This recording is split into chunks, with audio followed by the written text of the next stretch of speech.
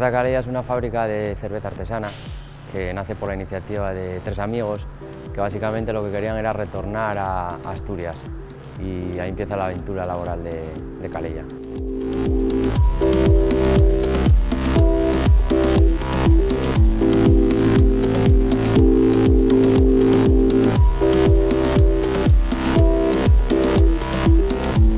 Aproximadamente 2012-2011 ya empezamos la obra en Río Seco, o sea que llevaríamos más o menos 5 años de vida.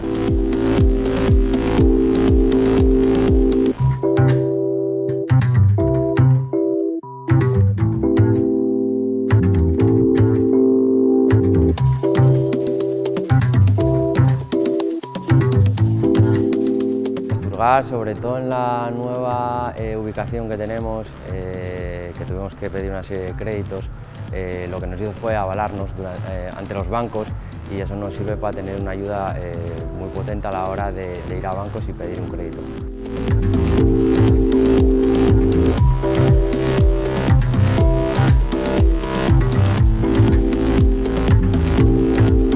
Gracias a Asturgar, ahora mismo pues estamos pagando a proveedores y sin Asturgar sería imposible esto.